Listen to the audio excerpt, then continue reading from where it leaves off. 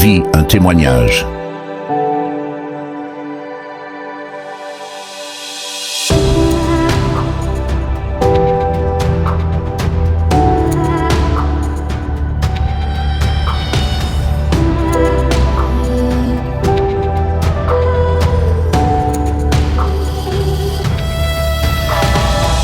GMTV Grow Mentality. Shalom à tous, j'espère que vous allez bien. Bonne et heureuse année 2025.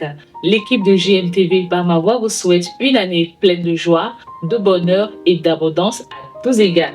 Alors, aujourd'hui, nous sommes heureux de vous retrouver ce matin sur notre chaîne d'édification chrétienne GMTV pour vous démarrer notre rubrique intitulée « Une vie en témoignage ».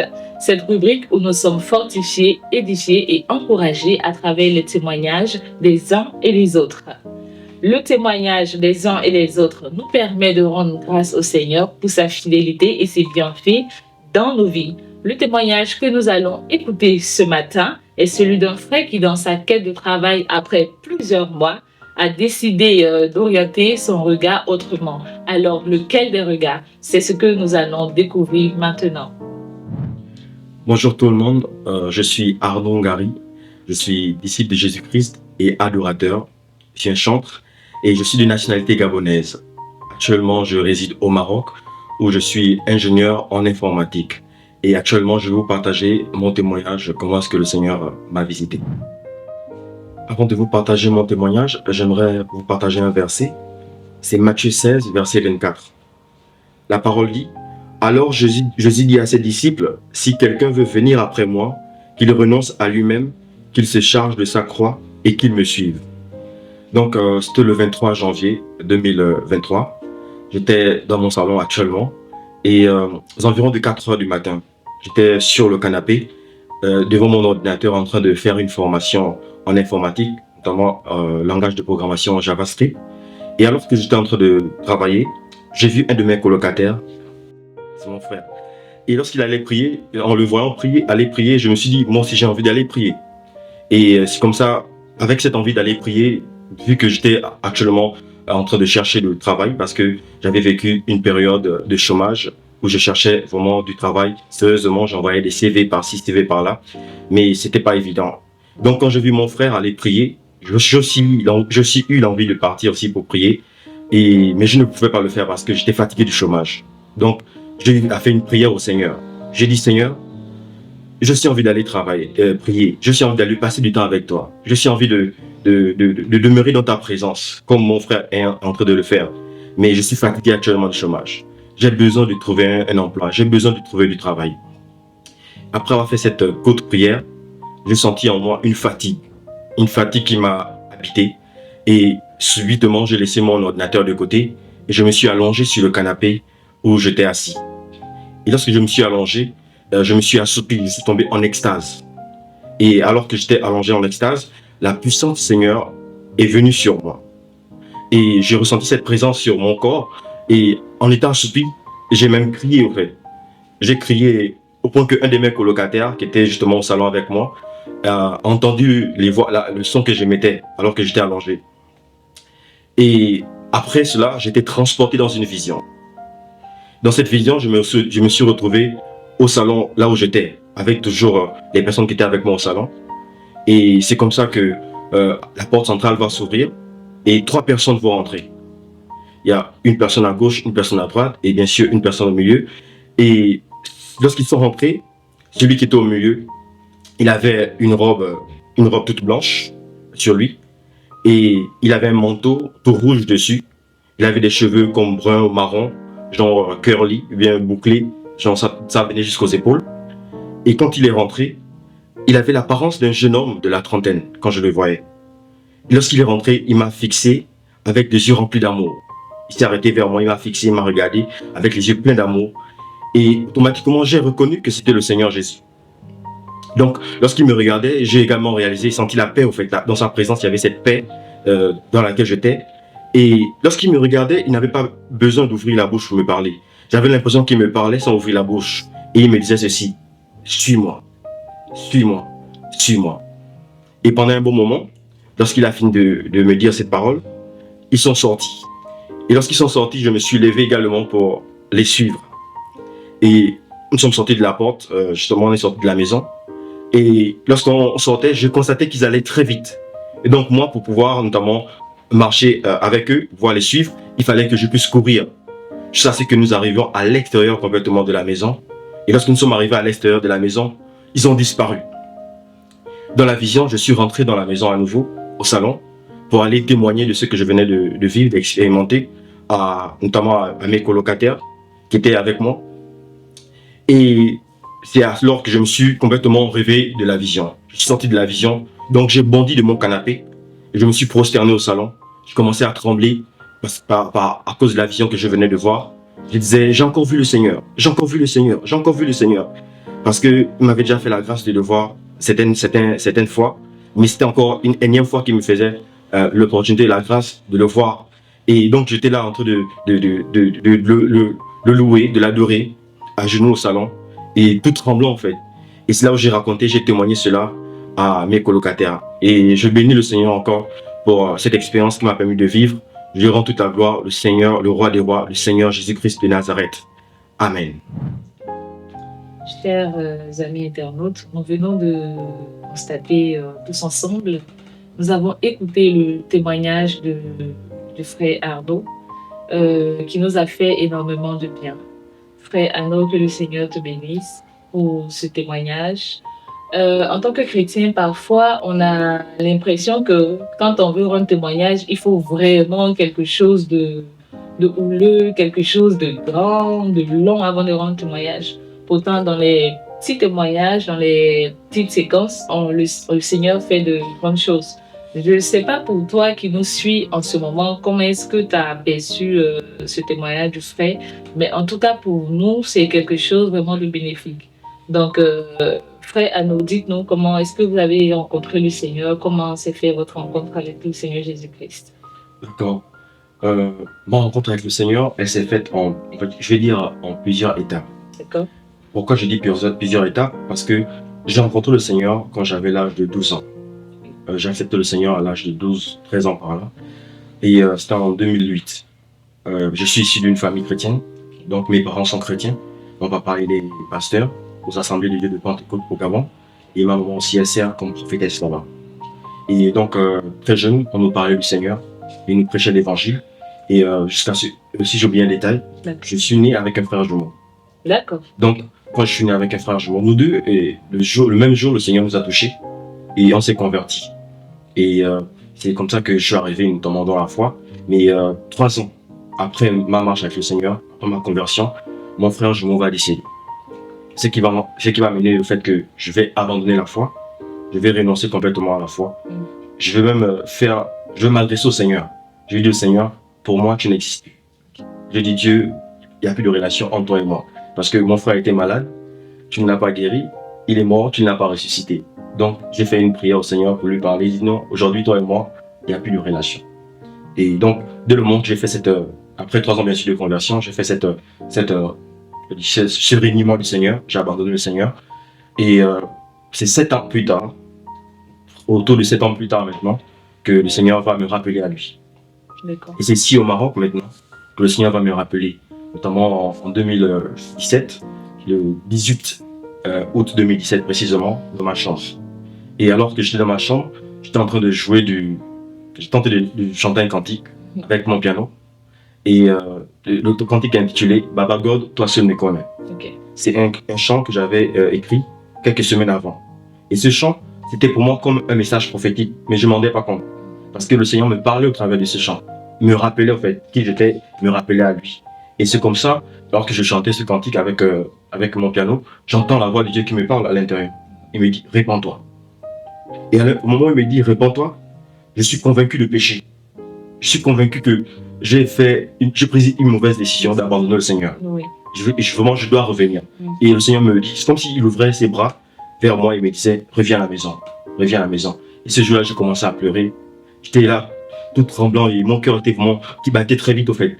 Et j'ai commencé à pleurer, Seigneur, pardonne-moi. Et dès ce soir, j'ai commencé à être libéré, je me sentais complètement réconcilié avec le Seigneur. Et c'est là où ma relation avec le Seigneur a commencé. Amen. effectivement, quand on sent cette voix-là à l'intérieur, quand on sent vraiment ce désir-là de se repentir et que quelque chose ne va pas, effectivement, c'est le Seigneur qui fait ce travail-là dans nous. Donc, si je comptabilise bien, c'est depuis 2017, disons fin 2017, début 2018, que tu as fait la rencontre avec le Seigneur. Et jusqu'à maintenant, tu es toujours dans cette intimité-là avec Christ. Mais depuis que je suis revenu, depuis que le Seigneur m'a ramené dans la foi, je préfère le dire ainsi, parce que je ne suis pas revenu de moi-même, je ne pouvais pas. Mais vraiment, le Seigneur m'a ramené à lui. Depuis ce moment, depuis ce jour, je suis toujours à fond. Le Seigneur, j'aime le Seigneur, je veux pleinement faire des choses pour lui plaire. D'accord. Et dans ton témoignage, tout à l'heure, tu avais mentionné le fait que tu cherchais un travail. Et dans ta quête du travail, tu étais fatigué. Et c'est suite à ça que tu t'es assoupi. Il y a une fatigue qui t'a envahi et tu t'es retrouvé sur le canapé. La question que je voudrais poser, habituellement, je sais que nous tous, on cherche forcément un emploi. On sait comment ça se passe. Que ce soit, que tu sois enfant de Dieu ou pas, quand on a vraiment envie de travailler, on se lève, on fait tout ce qu'il y a à faire et voilà, on se lance. Parfois, on oublie de recommander au Seigneur cette quête d'emploi-là. Alors, je voulais demander, ton cas par exemple, est-ce qu'auparavant, tu avais déjà pris la peine de recommander la quête du travail au Seigneur avant de commencer? Parce que là, tu as commencé, tu cherchais, et c'est après que tu sois fatigué, tu as dit au Seigneur, je suis fatigué. Je veux maintenant te voir, je veux aussi sentir ta présence. Peut-être que tu as un mot à me dire et tout ça. Donc, je voulais savoir, est-ce qu'avant, tu avais déjà fait cette prière-là? Ou bien c'est quand tu t'es rendu compte que ça devenait vraiment agaçant et tout ça que tu décides de recommander ton enquête avec le Seigneur? En fait, c'était un enchaînement de beaucoup de choses qui sont arrivées. J'ai prié à plusieurs reprises pour ça. J'avais prié, j'avais intercédé, j'avais déposé des CV par-ci par-là. J'avais eu quelques opportunités, des expériences qui ne sont pas forcément bien passées. Mais j'avais déjà fait cela, j'avais déjà prié. Mais sauf que cette fois-ci, j'étais déjà à bout. En fait, c'est souvent pris, après avoir prié des choses qu'on demande ne se font pas forcément comme le souhaite. C'est ça. Et donc, et la manière dont les choses se passaient dans ma vie, j'étais fatigué, j'enchaînais des formations, je voulais me former, je posais des CV, je faisais des tests, j'allais faire dans des entreprises pour pouvoir trouver du boulot. Et là, cette fois, j'étais à bout, j'étais fatigué.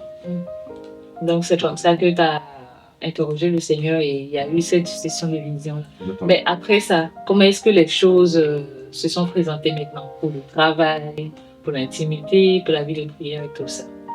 Après cette expérience, il y a eu des opportunités d'emploi. Il y a eu des opportunités d'emploi, c'est vrai. Il y a eu des opportunités d'emploi, aussi bien dans l'informatique que dans les centres d'appel aussi. Sauf que, comme j'ai partagé avant qu'on commence la réunion, bien la vidéo, j'avais eu une opportunité après. L'entreprise dans laquelle j'avais fait la formation m'avait retenu pour un stage pré-embauche. J'ai commencé à travailler, mais après le monsieur ne m'a pas rémunéré, il ne voulait pas me rémunérer. Donc j'ai abandonné le projet. Je me suis dit, ça ne sert à rien. Parce que s'il ne veut pas me rémunérer, alors que j'avais besoin d'argent pour payer aussi mon loyer. Donc je me suis dit, il vaut mieux chercher quelque chose d'autre. Donc après cela, j'ai pas abandonné. Comme j'ai dit souvent à des frères, après cela, la vie n'a pas été rose. Après que le Seigneur m'ait dit, suis-moi, la vie n'a pas été rose. J'ai pas eu une opportunité d'emploi stable pendant plusieurs mois.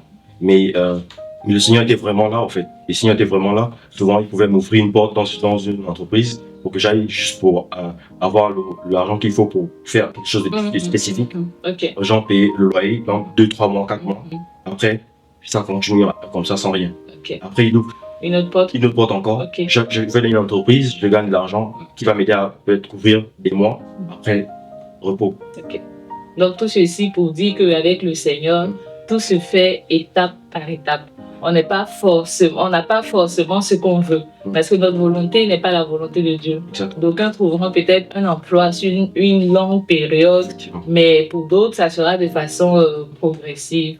Donc, on retient par là que chacun de nous a une mission bien spéciale que le Seigneur nous confie quand on va dans une société.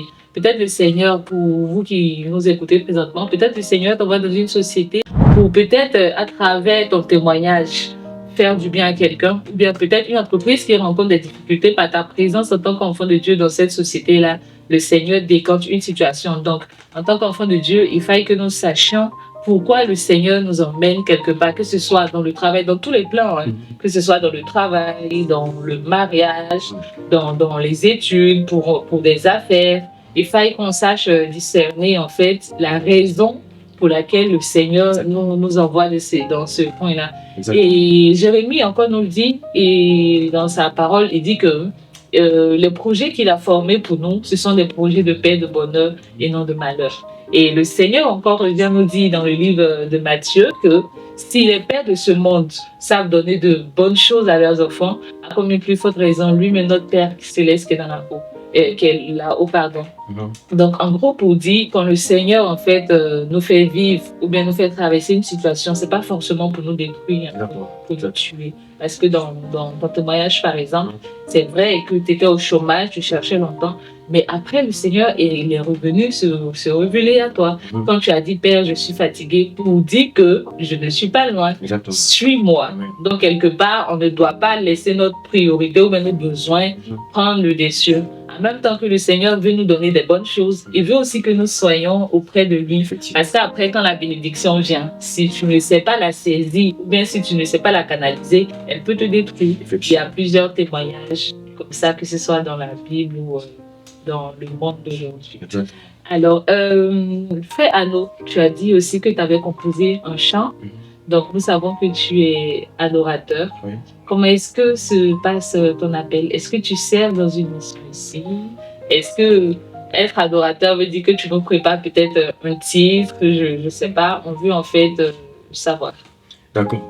En fait, par rapport au chant, je l'ai depuis l'enfance. J'ai grandi en chantant avec mes parents. Et j'ai commencé à adhérer à la chorale. J'ai commencé à chanter. Et actuellement, je suis dans une église où, de temps en temps, effectivement, j'anime. Voilà, je loue le Seigneur avec les frères, j'adore. Et aussi, le Seigneur m'a permis d'ouvrir une chaîne YouTube où je partage des cantiques. Et je fais aussi du beatmaking actuellement. J'ai fait des productions musicales. Et aussi, si le Seigneur permet, on va organiser peut-être des concerts, des moments de louange. Donc, c'est comme ça que je sers le Seigneur. Plus, souvent, c'est plus chez moi à la maison, avec ma guitare. Je passe le temps à adorer le Seigneur. Je crois qu'il aime beaucoup ça. Il aime beaucoup souvent aussi quand on se retrouve tout seul et qu'on adore, loin des regards de tout le monde. Mais aussi quand on est ensemble avec les autres aussi. Donc, c'est comme ça que je sers le Seigneur dans mon appel de chantre. Et le Seigneur, je crois qu'il va ouvrir davantage de portes à sa grâce. Amen, amen. Donc, nous aurons l'opportunité alors de pouvoir écouter un cantique. Tu vas nous faire écouter l'un des cantiques que tu as écrit, avec les internautes également qui nous suivent. Et par la suite, on verra. D'accord. Une vie, un témoignage. Donc, frère et sœur, j'aimerais vous partager mon cantique. C'est un cantique que j'ai écrit dans la soif du Seigneur, dans la faim et la soif du Seigneur. Je voulais le connaître encore plus. Quoique aujourd'hui je veux encore le connaître encore plus. Ça veut dire simplement, Seigneur, je veux te connaître. La Bible dit, beaucoup viendront et diront, n'avons-nous pas fait des miracles en ton nom, n'avons-nous pas prophétisé en ton nom? Le Seigneur dira, allez-vous loin de moi, vous qui commettez l'iniquité, je ne vous ai jamais connu en fait. Donc le désir du Seigneur, mon désir, c'est de pouvoir connaître le Seigneur. Au-delà même de prophétiser, de parler en langue, de faire des miracles, de faire des grandes choses, mais le connaître, c'est la priorité. Amen. Te connaître,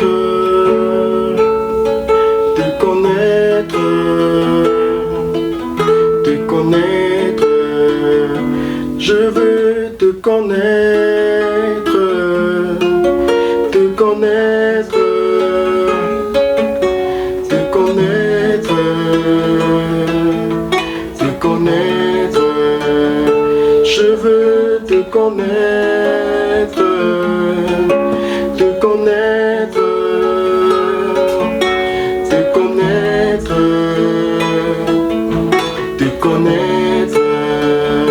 je veux te connaître, Jésus,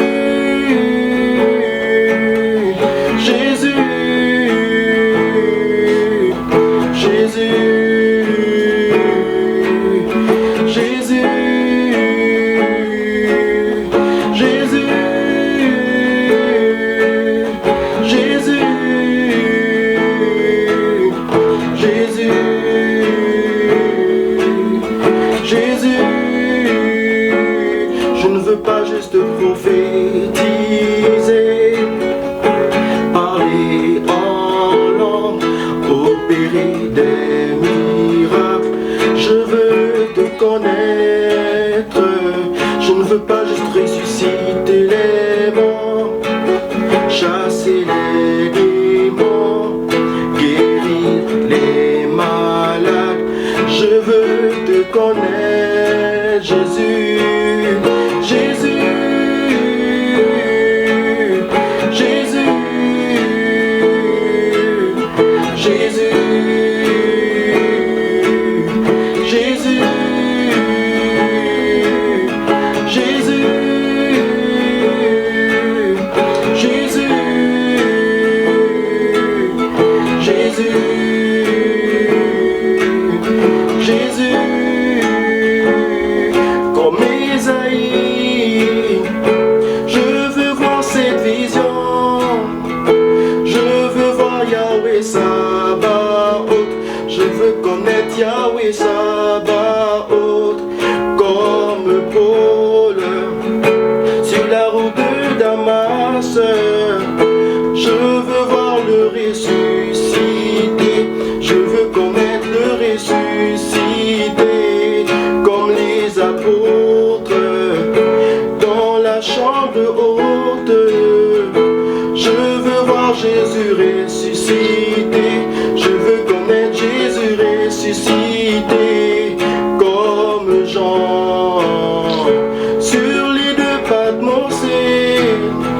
Je veux voir Jésus glorifié, je veux connaître Jésus glorifié.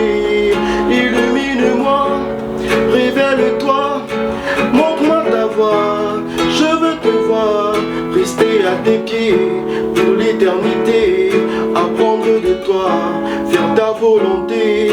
Illumine-moi, révèle-toi, montre-moi ta voix. Je veux te voir, rester à tes pieds pour l'éternité, apprendre de toi, faire ta volonté. Jésus, Jésus, Jésus, Jésus, Jésus, Jésus,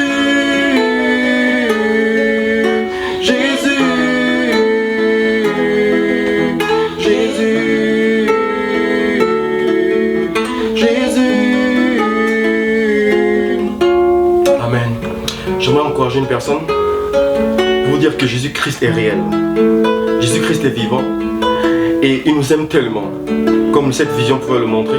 Il nous aime tellement qu'il ne veut pas nous laisser, nous abandonner. Il est mort à la croix, il est mort et ressuscité pour nos péchés, afin que nous puissions être avec lui pour l'éternité, afin que nous puissions être pardonnés pour toutes les fautes qu'on a eu à commettre, tous nos péchés.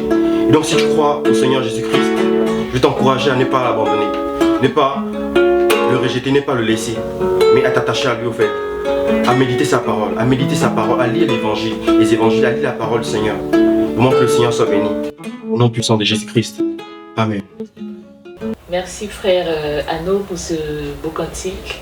Que le Seigneur continue d'envoyer encore dans plus de profondeur, parce que les paroles sont très touchantes.